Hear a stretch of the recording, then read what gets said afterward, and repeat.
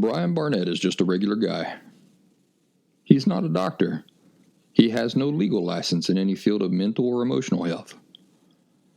Brian Barnett merely shares the insights he's gained from his personal experiences for anybody who may choose to use such information as he or she personally chooses, while accepting full responsibility for his or her own individual thoughts, feelings, behaviors, and actions.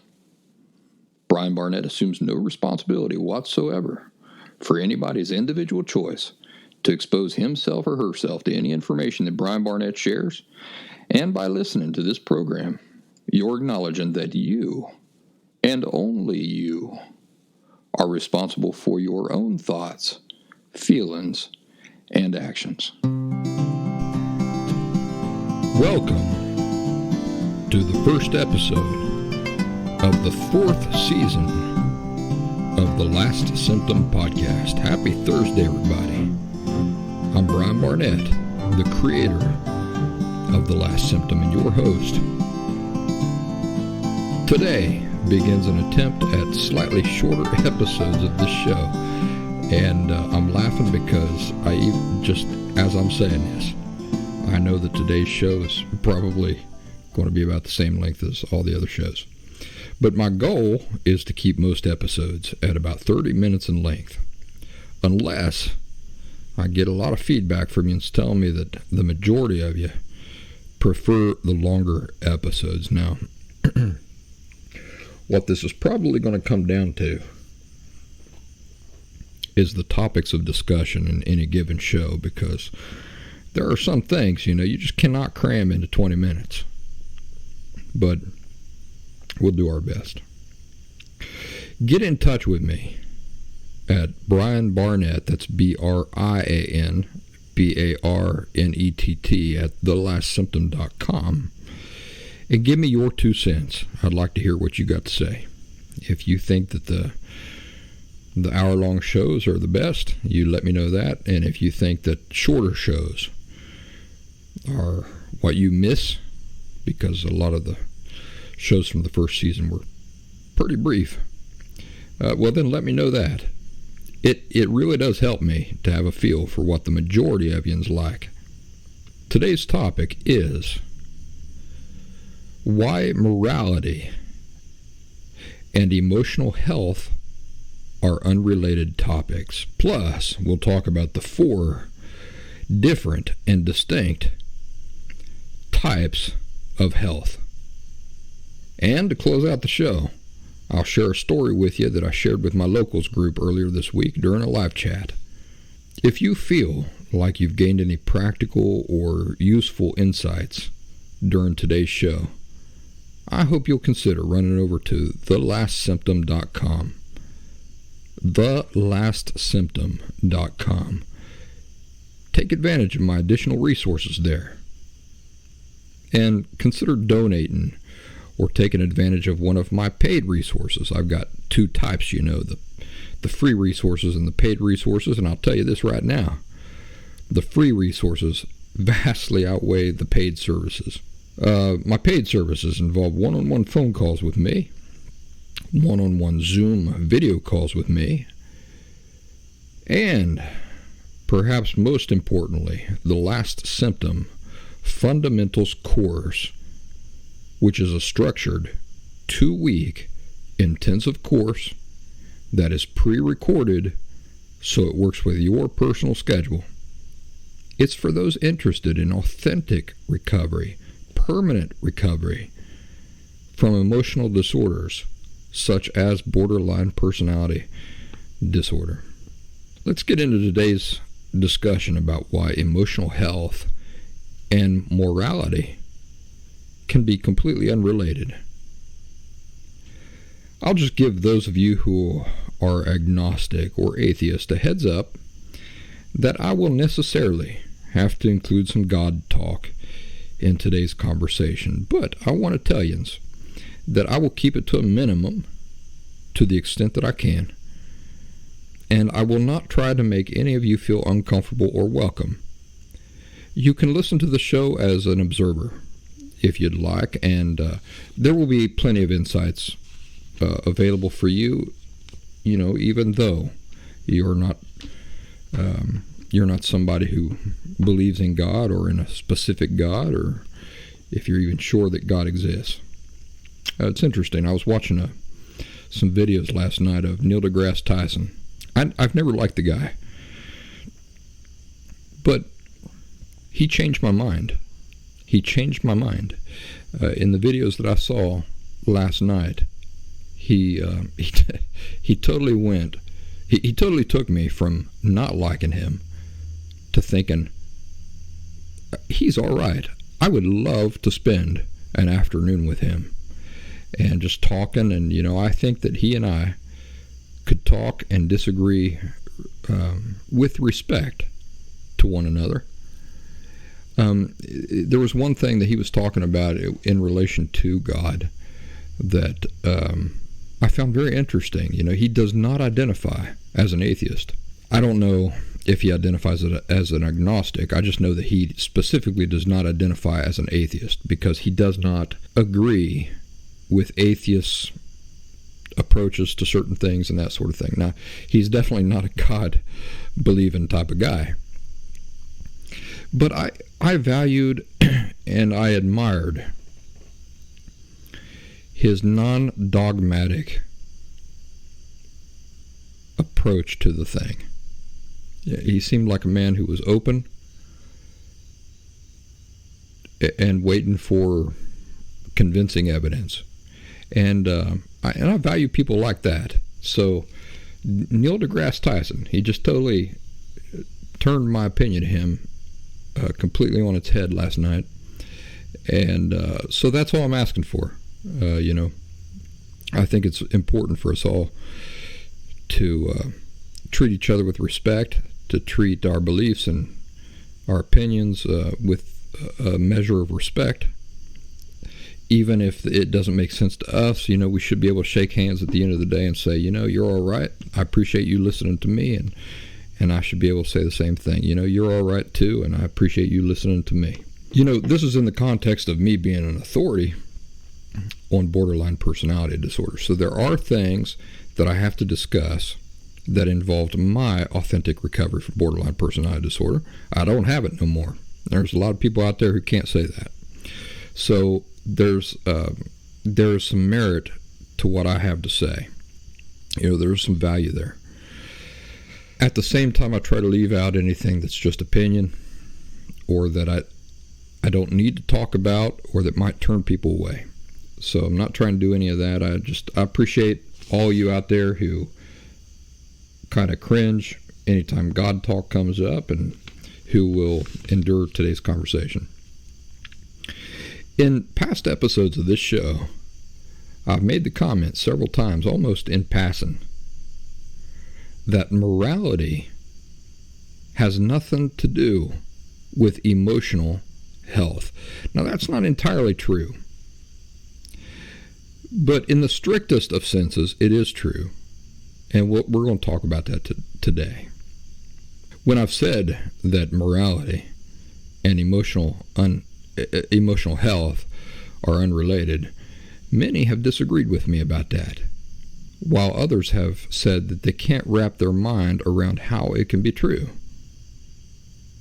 An example I've used in the past is how having a love affair or cheating on a partner is not necessarily evidence of emotional unhealth.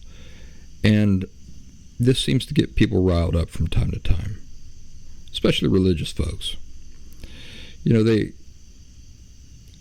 They're so opposed to that notion that of cheating. And I can tell you that I was the same way. For most of my life, I viewed that as just,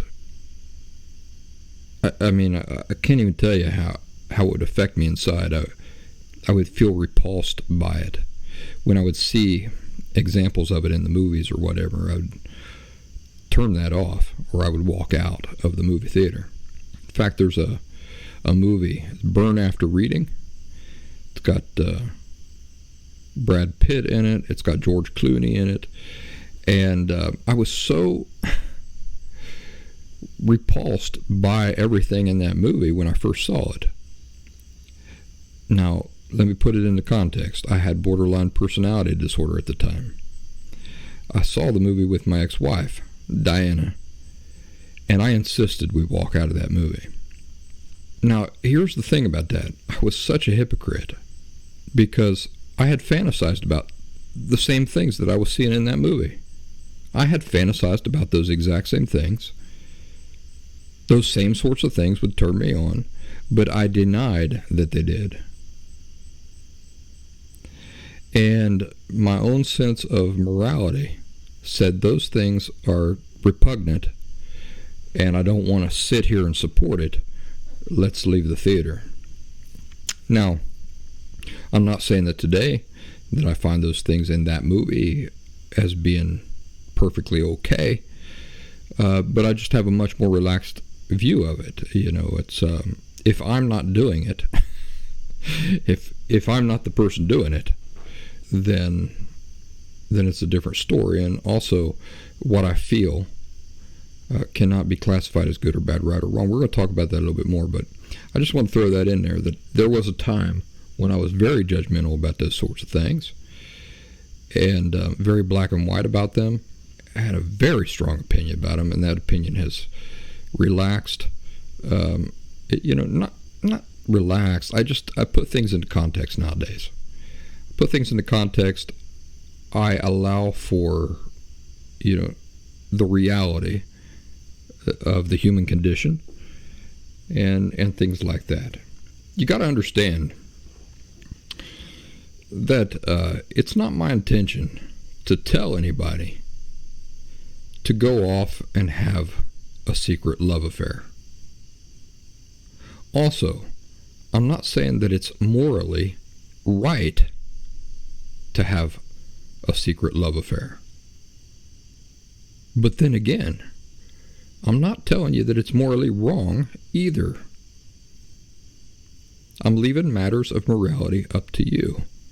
And the reason I can do that in a body of work that is meant to help you authentically escape emotional health, or emotional unhealth, I should say, is only because matters of morality and emotional health are unrelated. Think about that. Think about it. If I couldn't make a distinction there, what would I tell you? I'd be spouting off every sort of opinion I could. I'd be trying to get you to look at life the same way I do. But that's not my objective here. My objective is not for you to think as I do, to live as I do. My objective is to allow you, truly, to make distinctions between emotional health and other aspects of life. And my only interest in this work with the last symptom is for you to be able to live emotionally healthy in a real way. So the reason that I can, in the context of the last symptom,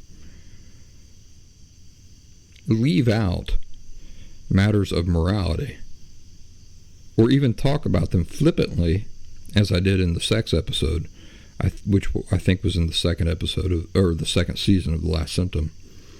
The only reason I can do that is because I understand, I see a distinction between matters of morality and emotional health. Otherwise, I would have to talk about morality frequently and often, wouldn't I? We would have to get into discussions frequently about what is good and bad, right and wrong. That is a discussion of morality, right? When we're talking about morality, we're not talking about what is healthy and unhealthy. We're talking about what is right and wrong. But did I create the last symptom to help people understand what is good and bad, right and wrong? You know I didn't. You know that I created the last symptom to help people understand what is emotionally healthy and emotionally unhealthy and the reasons why. Do you see that whether a thing is good or bad, right or wrong, can be completely unrelated to whether it is healthy or unhealthy? Do you see that? Whether a thing is good or bad, right or wrong, is totally separate from a discussion about whether a thing is healthy or unhealthy. This topic is one that I personally had to sort out for myself while I was going through my own authentic recovery from borderline personality disorder. You see, I've always been a God-fearing person, both before my authentic recovery, while I was still living with borderline personality disorder, completely unaware that I had it, and then still even after authentic recovery, now completely rid of borderline personality disorder and free of any emotional disorder at all. I'm still a God-fearing person. That's one thing that's not changed. Now, some of the subtle understandings that I have of God and of life have changed. Also, the understandings of God that I had when I was living with borderline personality disorder, I now look back on and say, those were distorted. Those weren't accurate. Those were based on an unhealthy perspective of God, of myself, of life. So this is a topic that literally I had to sort out for myself in order to finally get to the other side of recovery. Believe me, I think often and hard about matters related to morality.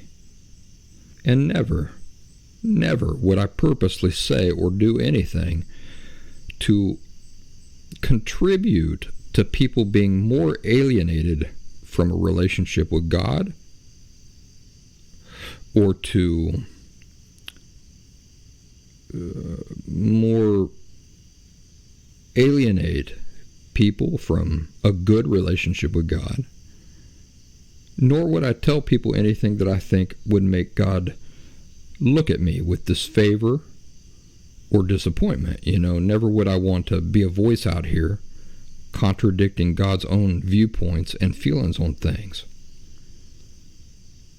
So I hope you believe me when I say that when I talk about morality and emotional health being two totally unrelated things, I feel the weight of that responsibility on me for so boldly making a statement like that.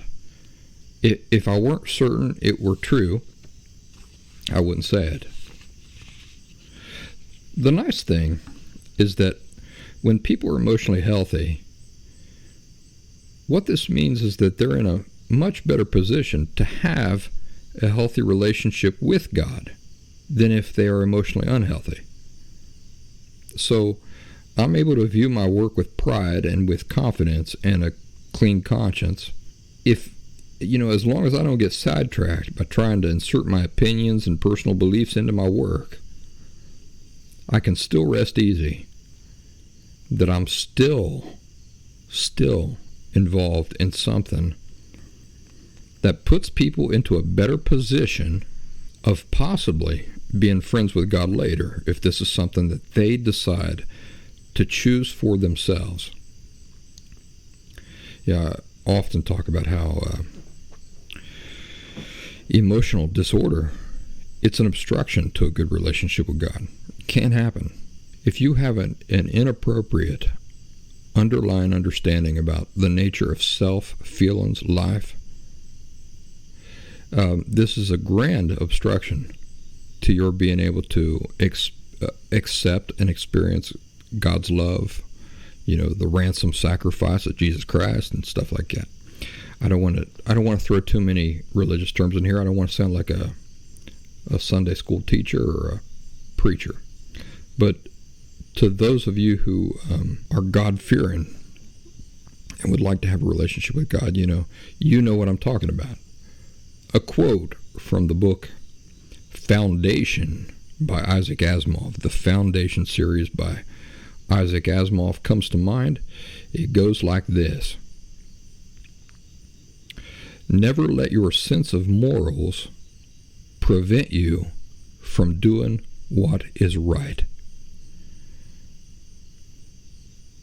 Now, many of my atheist listeners might think that I just threw them a bone, but that wasn't my intention. I'm an Isaac Asimov fan, and when I come across that quote when I was reading the Foundation trilogy, I jotted it down because it's perfect. Isaac Asimov was an atheist. Again, that quote from the Foundation trilogy by Isaac Asimov goes like this: never let your sense of morals prevent you from doing what is right. Do you understand that quote? The gist of it is this: just because we perceive things one way and we're certain about them, and just because of these perceptions make us arrive at conclusions about what is morally right or wrong, that doesn't necessarily mean we're working with accurate perceptions or conceptions for the conclusions we have arrived at and are so fervent or adamant about. Never let your sense of morals prevent you from doing what is right. Beautiful quote. So when we're emotionally unhealthy, we may have lots of notions about morals that may evolve and grow more strongly in line with real life as we get healthier and begin to look at life in ways that are not so black and white. That takes context into consideration, that demonstrates more patience and compassion, that is not so judgmental as we've been used to, and so on and so forth. Now, I ain't here to talk about the Bible and God.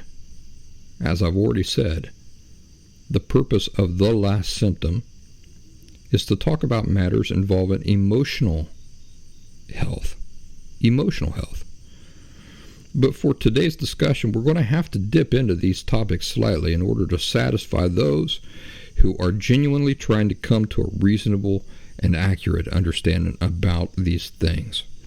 I hope that those of you who are agnostic or atheist will respect that these folks have genuine considerations they're trying to come to terms with, that they're trying to find some kind of answer to before they can move on in their recovery. These are important questions. And so some of these insights may be useful to everybody. Some of you listeners may reject some of them.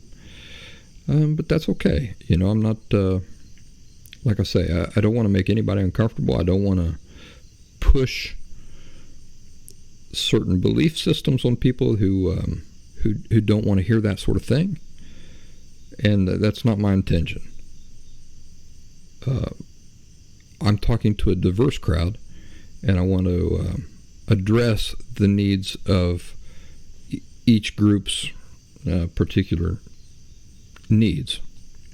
In order to really grasp the things we're talking about here today, it's important to know that there are 4 different, distinct types of health.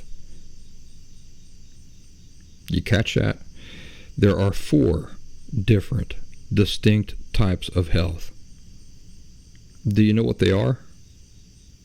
Do you know what the 4 different, distinct types of health are? They're this: physical health, mental health, emotional health. And what's the fourth? The fourth is spiritual health. There you go. The four types of health: physical, mental, emotional, and spiritual.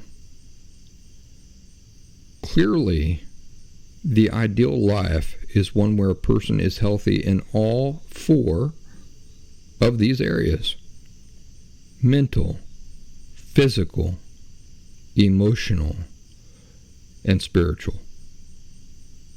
But I have to content myself with maintaining focus on the purpose I have set for myself in my dealings with people, and that is with the emotional aspect of health. You see, I'm not an authority on mental health. I'm not an authority on physical health by any means. I'm on this diet right now, and goodness gracious, it's an exercise in futility. And if I set myself up as some sort of spiritual authority, guess what would happen then? I would turn people off by talking about spiritual health unnecessarily. You know, when it's unrelated to emotional health, and I talk about it anyway, the only thing that can happen there is that I will turn people off who have an opportunity to gain insight and get emotionally healthy. Why would I do that?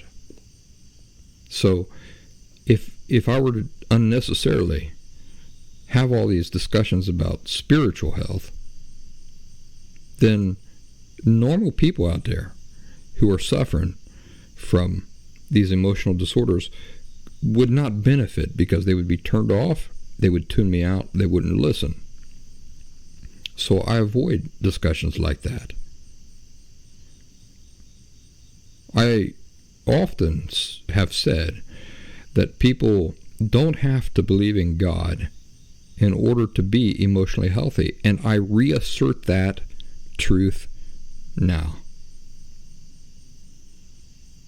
At the same time, to have the most balanced, fully healthy life, from my professional perspective, to have the most balanced, fully healthy life, the ideal situation would clearly be for people to be strong and healthy in all four areas of health. Now, people today have invented lots of meanings for the word spiritual or spirituality. You know, technically, a devil worshiper can be described as a spiritual person. After all, the devil and the demons are spirits, and they exist in the spirit realm. But the reality is that spiritual, in a healthy sense, specifically refers to a person who enjoys a good relationship with his or her Creator. That's what healthy spirituality is in the true sense of the term. Now let me ask you this. Have you ever met anybody who was mentally healthy, emotionally healthy, but physically unhealthy? Let me ask it again. Have you ever met anybody who was mentally healthy, emotionally healthy, but physically unhealthy? Of course you have. These people are all around us. Let's reword this exact example. We can say that people we meet all the time are physically unhealthy, but at the same time, they are mentally healthy and they are emotionally healthy. You see, their poor physical health does not in any way have any connection to or affect their capacity for being mentally healthy and emotionally healthy. A person may have cancer, but that person may be just fine mentally and emotionally. I personally know a Mexican doctor who has only one eye. He lost his eye when he was a boy in Mexico. A Coca-Cola pop bottle exploded, and the pop cap struck him right in the eye, and he lost that eye. I worked with him in Springfield, Massachusetts. And the interesting thing about that was that I got to be good friends with him. His name's Miguel. And so I started asking around my co-workers. I said, how did Miguel lose his eye? And they said, no, don't talk about that. Don't talk about that. You don't know how he lost his eye? I couldn't believe it. Nobody had ever asked him about this. I mean, it's the most obvious elephant in the room. And I'd go to one person, I'd say, hey, how did Miguel lose his eye? Oh, no, I don't know. You never asked him? How long have you been working with him? Well, 415 years. But you never asked him about how he lost his eye? No, we don't talk about that. What's wrong with you guys? So, I'd been there like 2 months. I said, well, I'm going to ask him. So one day we're sitting there talking, and I said, Miguel, why are you wearing this eye patch? How did you lose your eye? I've asked 100 people. None of them know the answer to this. Like, nobody wants to ask you this question. I don't understand it. He said, it was a pop bottle in Mexico. There too much pressure built up in the Coca-Cola bottle. Lid popped off, hit me in the eye, and I lost my eye. That was just unbelievable to me. That these people had been working with him for like 10 years and wondering that, could not just bring themselves to just come out and ask him. And I said, well, I'm not going to have any of that. I'm just going to come out and ask him. What's the sense in that? So I asked him. He had no problem answering the question. He said, yeah, that was a pop bottle in Mexico. Now, here's the thing about Miguel. He had great mental health, and as far as I can tell, he had great emotional health. But he doesn't have great physical health, does he? Because he's got this glaring physical impairment. Now, why do you reckon that it's so easy to grasp an example like this, where a person can have this obvious and pronounced physical impairment, but to understand at the same time that it's totally unrelated to any matters of emotional health? But at the same time, so many people struggle to understand how morality and emotional health can be unrelated in the same way. Well, this can be traced back to the very origins of borderline personality disorder and other emotional disorders like it, where people are taught by their emotional teachers, that is, their parents, subtly inaccurate perspectives about the very nature of fundamental aspects of life. Remember, we've long established from the beginning of this podcast, back in the first season, that folks with emotional disorders believe their feelings can be judged as good or bad, right or wrong. That's what they're walking around with. They believe that what they feel can be classified as good or bad, right or wrong. In other words, they begin to view the things they feel as being able to be judged as morally good or bad, right or wrong. Do you understand that when we talk about matters of good and bad, right or wrong, that's what we're talking about? We're talking about morals. What is morally right? What is morally wrong? As we've also long since established from the beginnings of this podcast and onward, feelings, what we feel, does not fall into this category at all. Our feelings can't possibly fall into this sort of category because they're not anything we do. Rather, they're something we experience.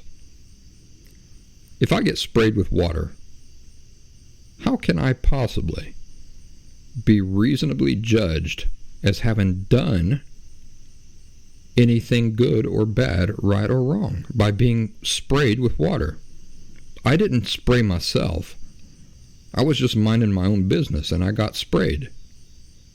So, in what universe does it make sense to you that I should be judged not for anything I have done or not done, but for something that has happened to me, for something that I have experienced? You see, this is feelings. They aren't something we're doing. They aren't anything we have any choice in. We experience them. So already, from childhood, people with emotional disorders have been indoctrinated to deeply perceive the very nature of various aspects of life incorrectly.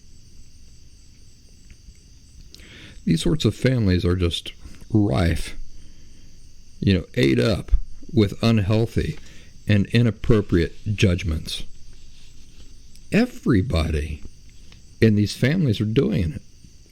I think of my family. It's not just my parents. It's my uncles and aunts. It's my cousins. These things are passed on that way, just like culture, you see. It goes through generations, not by genetics. Remember, your experiences change the way your DNA appears. So this is not something that's being passed along in your bloodstream, as many would have you believe. It's simply reflected in your DNA. Your DNA isn't causing it. It's simply reflected in your DNA. Just like myself, you can do what is necessary to free yourself from these underlying unhealthy perspectives. Your DNA will say something different. Your offspring, their DNA will say something different. But you see, everybody in these families are doing it. It's all they know. They know nothing else. And the judgmental aspect of this comes in where these families, each individual within these families, these broad, larger families, are not contenting themselves upon focusing on themselves and trying to live their own lives in a good way, but rather they're looking out at everybody else and they're acting as judges in their hearts.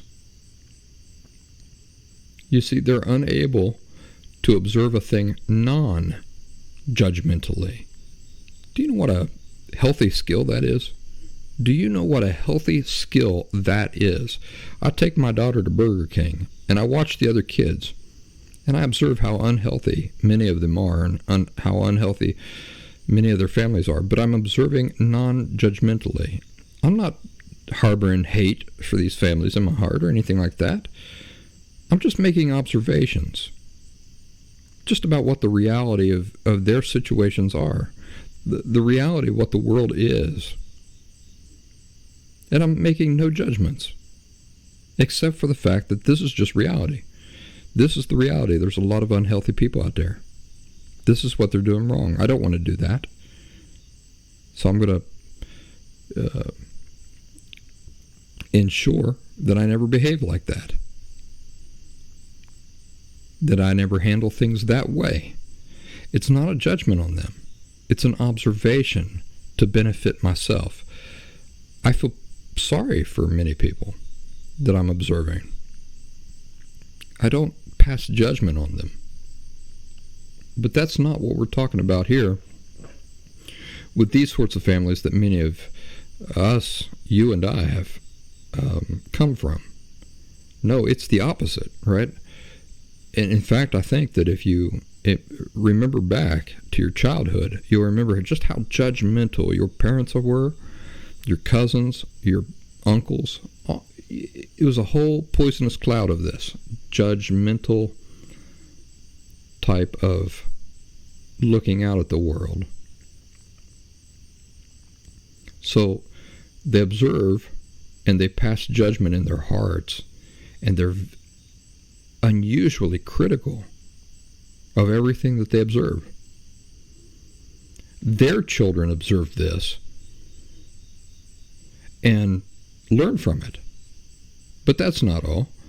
Their children not only are observing this, but they're being dealt with in these same types of critical, judgmental, controlling ways that are reflective of the underlying unhealthy attitudes that these parents live with. And then, of course, these children grow up to perceive life the same way, and they behave the same way, and they pass this on to their children who are observing them. You see, genetics has nothing to do with it. The genetics might reflect their experiences. It doesn't determine their experiences. If you'd like to get into a much deeper conversation about this, please consider enrolling in the Last Symptom Fundamentals course. I hate to sound like a salesman, but this course really does have the potential to change your life. And it's that 2-week intensive program I mentioned at the beginning of the show, which is available at thelastsymptom.com. If you regularly abuse alcohol, which one of the 4 types of health is directly affected by this? Well, why might a guy or a gal abuse alcohol? Notice I'm not just saying drinking alcohol. I'm not just saying getting tipsy or anything like that. I'm talking about abuse. Abusing alcohol. Why might a guy or a gal completely abuse alcohol? Well, you might say that it's because of underlying emotional issues, and you're not entirely wrong. That is one of the possibilities, but that's not all of the possibilities. So broaden your mind a little bit. Just because we see a person regularly and consistently abusing alcohol, we can't definitely conclude that's because of underlying emotional issues, can we? That's an obvious explanation for it. But what might be some other explanations for it? Might a person abuse alcohol and at the same time be emotionally healthy? Of course, that is entirely possible. A person might abuse alcohol for the same reason that a person abuses potato chips. That is to say, they simply love potato chips. But in both cases, what type of the 4 different types of health will this have a direct effect on? Well, not the mental. Maybe the emotional, if there are underlying issues, A person is drinking too much because of underlying emotional issues. Person's eating too many potato chips because of underlying emotional issues. But this is not a given. This is not a for sure thing. A person could just really love alcohol. The same reason that they love potato chips, or they love pizza, or they love McDonald's hamburgers, or they love skiing. It could fall into the same category as that. In which case, the underlying emotional unhealth has nothing to do with it. Always cracks me up, by the way, when you hear people talking about how bad abusing alcohol is. At the same time, they're standing there with a belly that's sticking out like 14 feet in front of them because they eat too much. Well, gluttony is also a sin. So they seem to kind of skim over that part, don't they? While they're being critical of people who drink too much. But that's neither here nor there. I'm just saying that, it helps to be open-minded and to put things into context. If you're a God-fearing person, the Bible does not put drunkenness. It doesn't make that a more severe sin than gluttony. And so you got a lot of nerve if you're standing there with a belly, drooping over your belt while you're talking about people drinking too much, because obviously you're eating too much. fairness, it's reasonableness is what we're looking for here. So we're not looking for dogmatism. So anyway, in both cases, whether a person is abusing alcohol for reasons that are rooted in emotional unhealth, or a person is abusing alcohol for reasons that are not rooted in emotional unhealth, what type of the four different types of health will this have a direct effect on? Well, not the mental. It might have an effect on the emotional if there are underlying issues. But primarily, we're looking at an effect on the physical, right? Abusing alcohol in that way is going to have a physical effect on that person's health. Also, I have to include that if you're somebody like myself who've used the Bible as an authority, then regular, everybody knows I can't say that word, and ongoing drunkenness could affect one's spiritual health, right? Because it could become a barrier to a good relationship with God. He condemns drunkenness. So it could have an effect on one's spiritual health.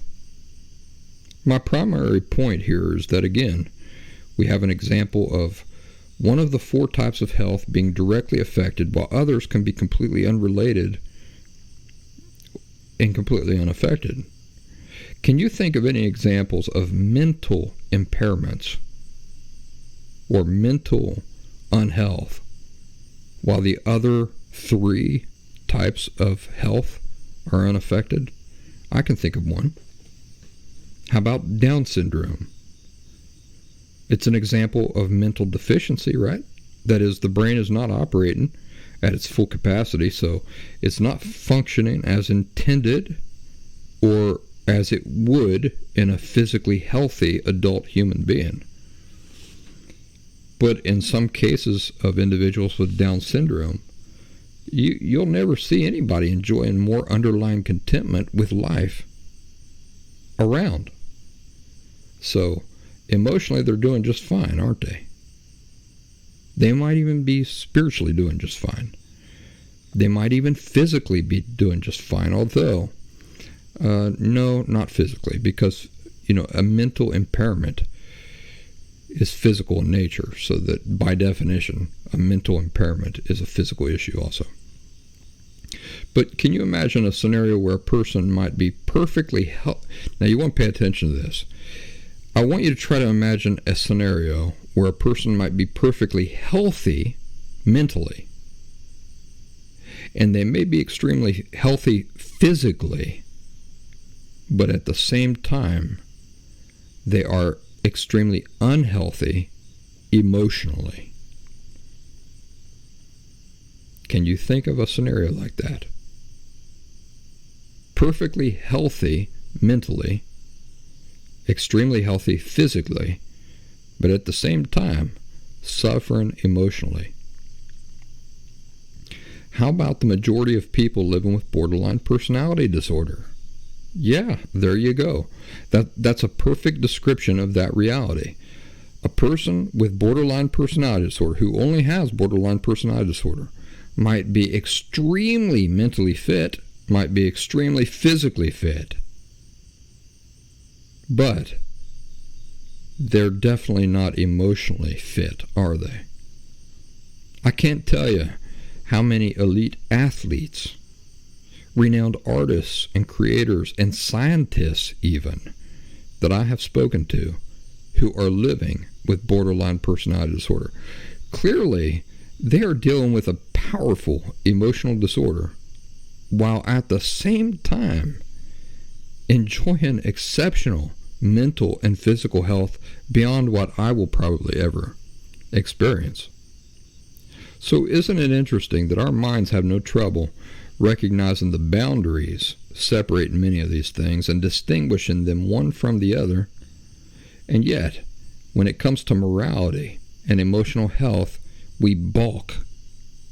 We say, no, what? Wait, what? How can those two things coexist? So now let's take a minute to consider what emotional health is. What is it? That's an important thing to know, in specific and refined terms, don't you think? Especially if we want to understand how people can exert their free will and do things that we don't like, or do things that God or society says is wrong, and yet still comprehend how they can enjoy perfectly good emotional health at the same time. How is that possible? We have to know what emotional health is, what it ain't. Emotional health is this. First, it's living with an accurate understanding about the true nature of feelings, self, and life. Secondly, emotional health is approaching life in ways that are harmonious with that accurate understanding of feelings, self, and life. So, for example, passive-aggressive communication behavior styles are unhealthy. They don't work in harmony with the reality that other people can't read minds. Right? The whole basis of passive-aggressive communication behavior styles is that people should know what I'm feeling. They should be able to know what I'm thinking. They should do the things I feel and want without me having to come right out and say what I feel and what I want.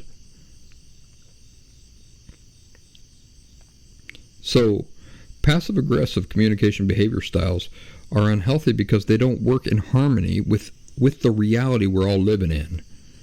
That other people, they can't read minds, so they shouldn't be expected to do so.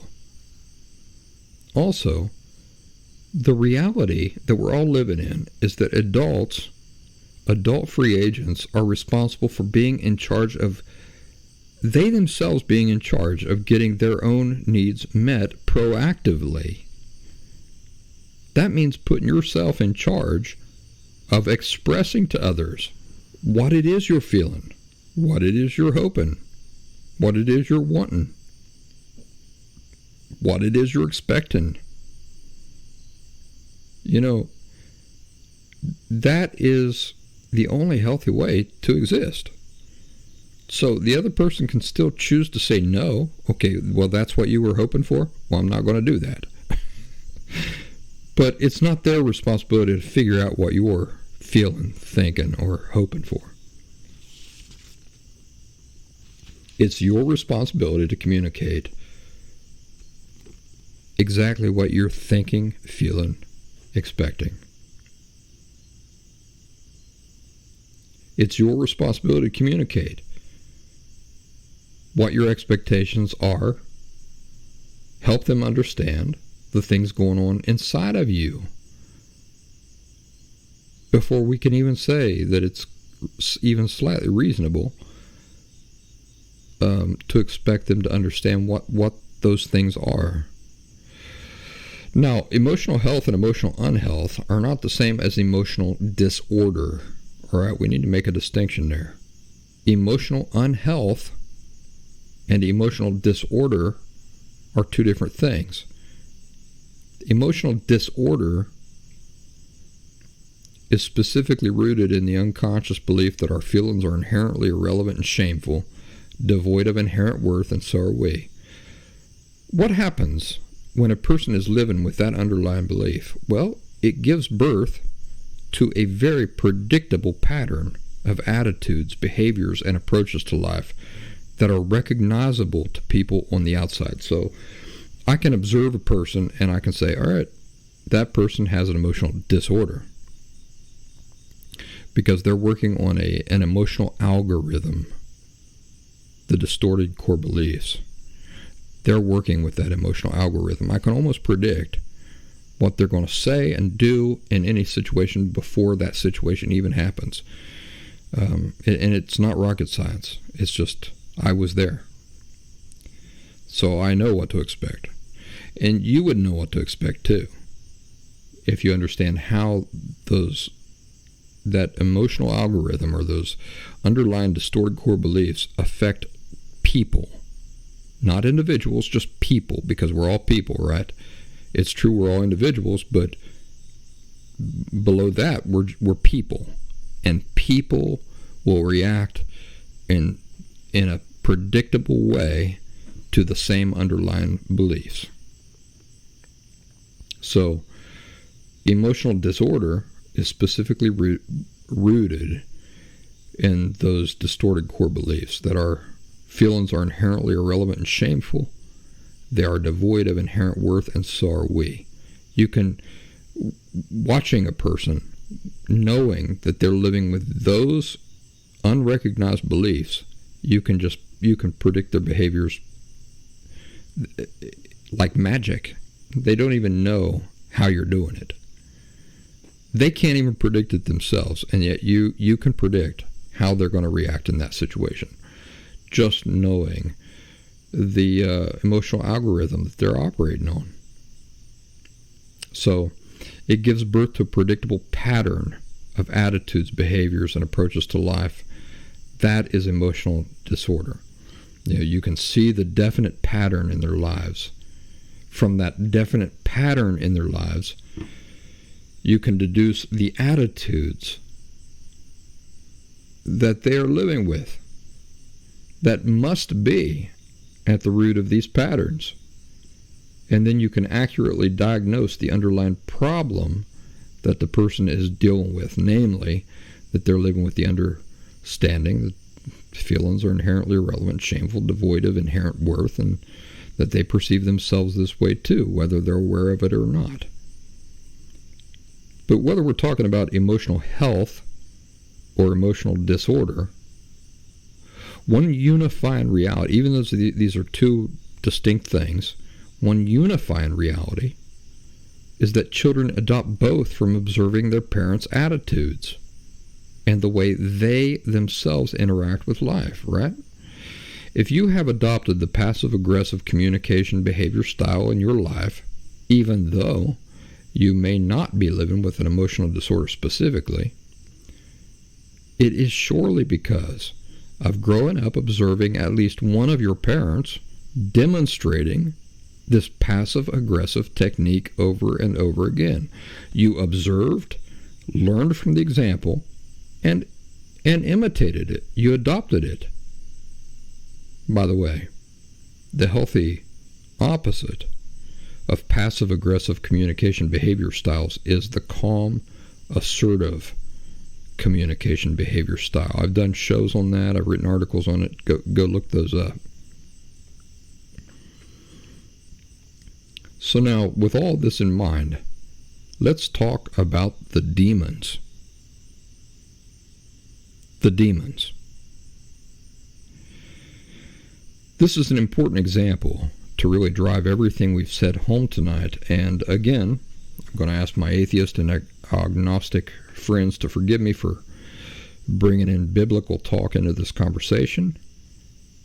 And I'll just ask you folks to stick around while I address those who need to hear this.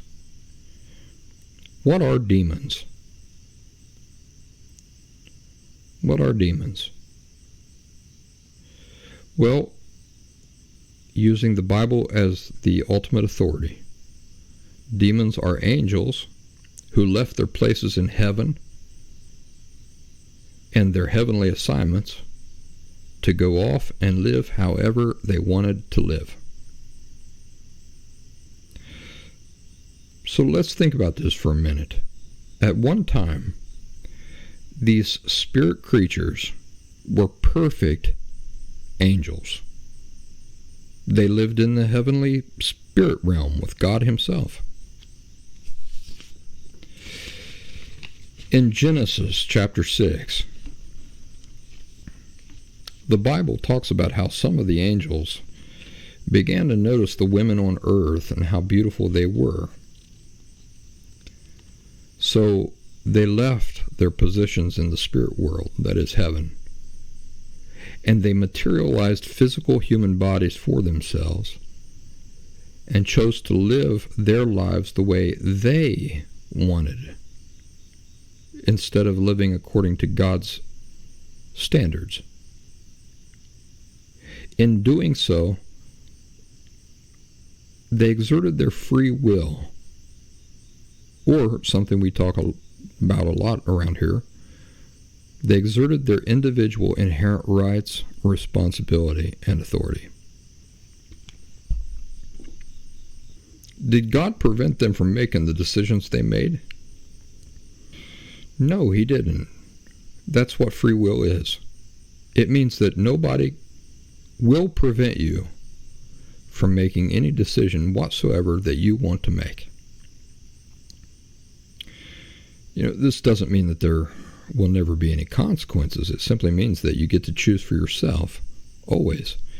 I could rob a bank tomorrow. I could go to a local bank and do my best to rob it. That's totally up to me. You say, well, no, the law says you can't do that. Yeah, but nobody can stop me from trying. You see, that's up to me. So,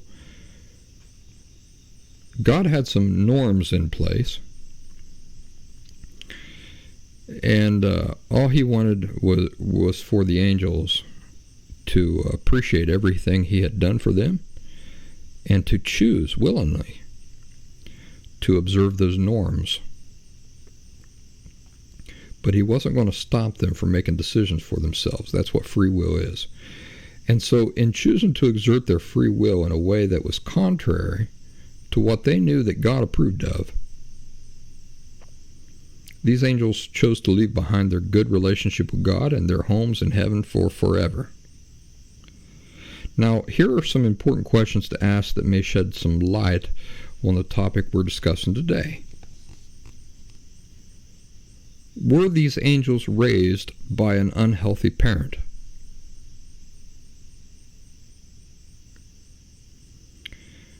They most definitely were not raised by an unhealthy parent.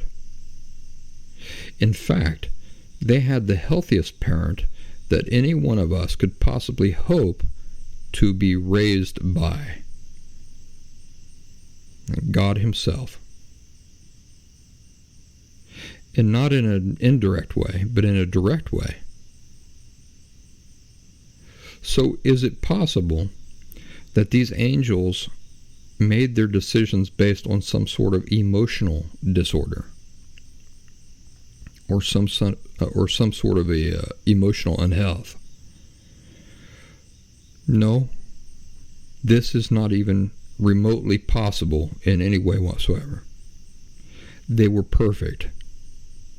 They were perfectly parented. They lived in perfect surroundings. All of the other angels that they associated with, their brothers, had been raised, that is to say, had always existed in the same perfect environment. This is not a case of the angels making decisions that many of us now have trouble comprehending because they were emotionally unhealthy. There was literally no circumstance that existed for them that even makes this a slight possibility. So are you beginning to see how the angels choosing to sin and leave heaven, even while understanding the implications and the finality of their decisions, this could not have possibly been rooted in their emotional health. Emotional health had nothing to do with it. They made these decisions while being perfectly healthy. In fact, they made these decisions while being perfect in every way. They were physically, mentally, emotionally, and spiritually perfect. And that is fascinating and telling for those of us who are God-fearing people trying to recover from emotional disorders while at the same time trying to understand the differences between the four different distinct types of health. Do you remember that in past shows I've stated that two perfectly healthy people can choose to cheat on their partners and have an affair? This is not an indication of emotional unhealth. It can just be an expression of free will. Well, if you have had a hard time understanding how this can be true, just remember what allowed the angels to do basically the same thing. Free will. That's all there is to it. Wanting a thing is not good or bad, right or wrong. Why not?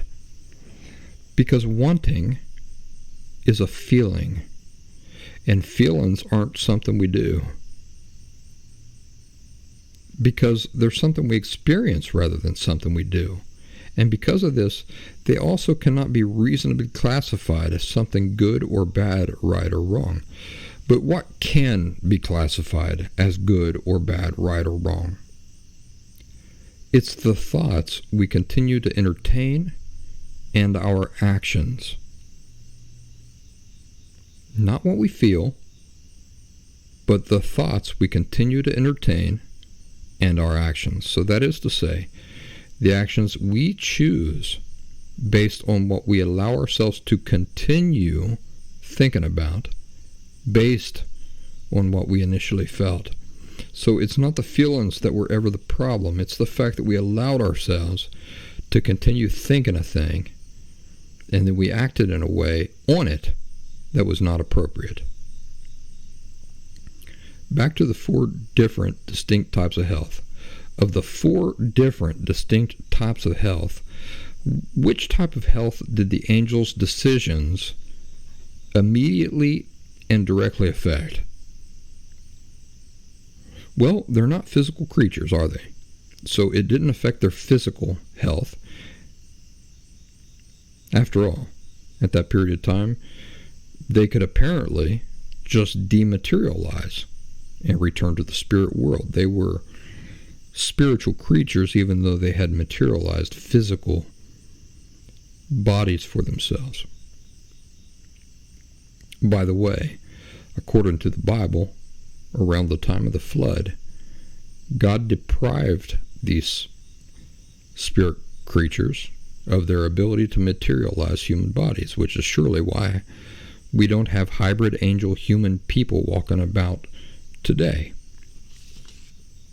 You see, I find this stuff fascinating, which is a reason why I love studying the Bible. It's incredible to me that so many people today are obsessed with superheroes, science fiction, and fantasy, but avoid the Bible as like some kind of plague, like it's something boring and outdated. The difference between your superhero movies and the Bible is that the Bible contains accounts that are every bit as fascinating as your fictional stories, but that an overwhelming amount of evidence points to as being real. You'd think that that would be a nerd's dream, but it doesn't seem to be. Anyway, the angels, who were now demons, were not affected by their decisions physically, right? Even though they had materialized physical bodies, their very nature was not physical. They were still spirits. The decisions weren't based on any pre-existing emotional disorder or emotional unhealth.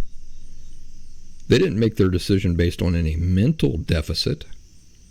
Shucks. The angels and demons were possibly already thousands of years old, or even millions of years old, before the earth was created and God created man. We know this because the Bible tells us that God created them before the earth. And combined with science, we know that the earth took millions of years to settle and become habitable. Think of the experience and the knowledge that these spirit creatures are all working with.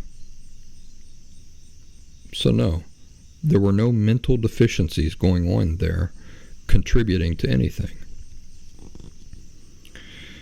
The short answer is that the decisions these fallen angels made directly affected their spiritual health. When we're talking about matters of moral considerations, what's good, bad, right, wrong, it's not your emotional health that you have to be primarily concerned about. It's your spiritual health. Remember, good spiritual health, in the true sense of the term, involves your relationship with your Creator. Anything you do to obstruct, set back, damage, or interfere with a healthy, harmonious, good relationship with your Creator involves spiritual health. So, back to my argument that two perfectly emotionally healthy adult free agents can choose to have an affair, and that this is in no way an indication in itself of emotional unhealth. Are you beginning to see why? Because the conditions for what determines emotional health or emotional unhealth are not being affected at all. Emotional health is not rooted in what is good or bad, right or wrong. Let me say that again. Emotional health is not rooted in what is good or bad, right or wrong. Good or bad, right or wrong, is rooted in the fourth type of health, spiritual health, not emotional health, not physical health, not mental health. Spiritual health. Spiritual health is the type of health that is rooted in matters of good and bad, right and wrong. And who is the ultimate definer of what is good and bad, right and wrong? It's God Himself. Is emotional health rooted in matters of good and bad, right and wrong? Well, we've already answered it. It's not. Emotional health is rooted in matters of what is emotionally healthy and what is not emotionally healthy, relating to your emotions, your feelings, and we defined what that is.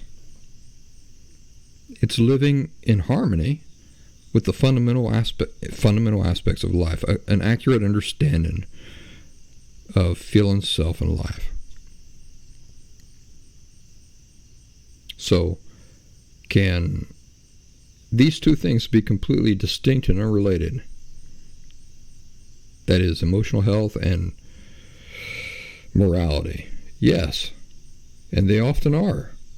There are many, many, many people who are atheists, agnostics, who are completely fine as far as emotional health goes. They're perfectly fine as far as mental and physical health goes.